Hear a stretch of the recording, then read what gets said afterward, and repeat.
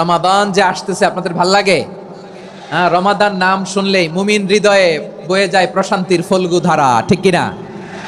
একটা আনন্দ, একটা উচ্ছ্বাস আমাদের হৃদয়ের মধ্যে চলে আসে। রমাদান সাইয়্যিদুশ শুহুর, 12 মাসের মধ্যে সবচাইতে শ্রেষ্ঠতম মাস রমাদান আল মুবারক আসছে। আত্মশুদ্ধির মাস, আত্মসংশোধনের মাস, শুদ্ধাচারের মাস, নিজেকে আলোকিত করবার মাস, ঠিক কিনা বলেন?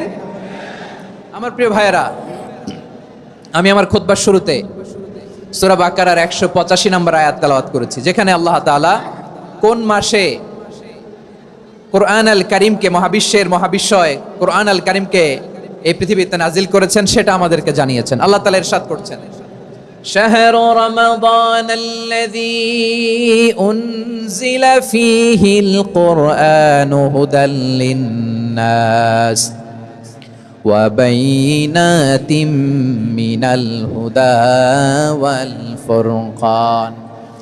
আল্লাহ বলেন, রমাদান এমন একটা মাস যে মাসে কোরআন নাজিল করা হয়েছে। আর এই কোরআন হচ্ছে বিশ্ব মানবের জন্য পথ নির্দেশিকা, হেদায়েতের সুস্পষ্ট বর্ণনা এবং সত্য মিথ্যা পৃথক করার আসমানি মানদণ্ড রূপে জামিনে আমাদের জন্য কোরআন নাজিল করেছে কে? আওয়াজ করে বলেন তো, আল্লাহর নাজিল করা এই কোরআনে কোনো ভুল আছে? সবাই বলেন নাই। সবাই বললে এতটুকু আওয়াজ হয় আমি বিশ্বাস করি না। গলা ছেড়ে দিয়ে বলেন, আল্লাহর নাজিল করা এই সর্বশেষ আসমানি কিতাব আল কোরআনে কোনো ভুল আছে? সন্দেহ আছে? সংশয় আছে?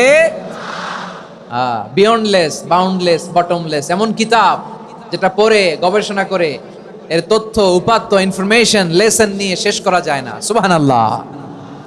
আল্লাহ বলেন, এই কোরআনকে আমি রমাদানে নাজিল করেছি, যেটা বিশ্ব মানবের জন্য পথ নির্দেশিকা। এতে আছে হেদায়েতের সুস্পষ্ট বর্ণনা আর সত্য মিথ্যা পার্থক্য করার মানদণ্ড, কোনটা সত্য কোনটা মিথ্যা এটা কোরআন দিয়ে ডিফারেন্সিয়েট করা যায়। কোরআন হচ্ছে ফুরকান, to differentiate between right and wrong. কোনটা সত্য কোনটা মিথ্যা, কোনটা ভুল কোনটা নির্ভুল, এটা কোরআন দিয়ে যাচাই করা যায়। চিল্লায় বলেন ঠিক কিনা? এজন্য এই কোরআন দিয়ে আমাদের জীবন সাজাতে হবে। কোরআন দিয়ে জীবন না সাজালে জীবন আলোকিত হয় না। কোরআন দিয়ে পরিবার না সাজালে পরিবার আলোকিত হয় না। কোরআন দিয়ে সমাজ না সাজালে সমাজটা শান্তিময় হয় না। শুধু দুর্নীতি দমন কমিশন দিয়ে দুর্নীতি বন্ধ করা যায় না। কোরআনের আইন বাস্তবায়ন করা ছাড়া এই সমাজ থেকে দুর্নীতি বন্ধ করা যাবে না। চিল্লায় বলো ঠিক কিনা? আমার প্রিয় ভাইয়েরা, এই কোরআন নাজিল হয়েছে রমাদান আল মুবারক, এই বরকতময় মাসে। তাই আমাদের উচিত এই মাসে আসন্ন যে রমাদান আল মুবারক, এই রমাদানে কোরআনের সাথে নিজেদের সম্পর্ককে বাড়ানো। আমার প্রিয় চাঁপাইনবাবগঞ্জের ভাইয়েরা, আমরা কি আসন্ন রমাদানে কোরআনের সাথে আমাদের অ্যাটাচমেন্ট, সম্পর্ক বাড়াতে চাই? চান সবাই? আপনি কি জানেন কোরআন নিয়ে কোন ফেরেশতা পৃথিবীতে এসেছিল? জানেন? ফেরেশতার নাম কি বলেন তো? জিবরিল আলাইহিস সালাম। একটু খেয়াল করে শুনেন, কান দুটো খরগোশের কানের মতো খাড়া করে আমার দিকে তাকান। সাইয়েদনা জিবরিল কোরআন নিয়ে এসেছেন, ফলে উনি হয়েছেন শ্রেষ্ঠ ফেরেশতা। বিশ্ব নবীর উপর কোরআন নাজিল হয়েছে, তাই তিনি হয়েছেন শ্রেষ্ঠ নবী।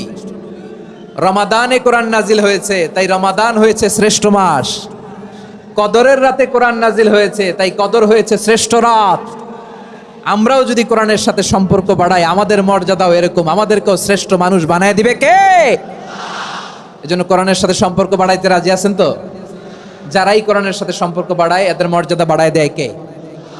দেখবেন আমাদের হাফেজে কোরআন, তারা ইন্টারন্যাশনাল কোরআন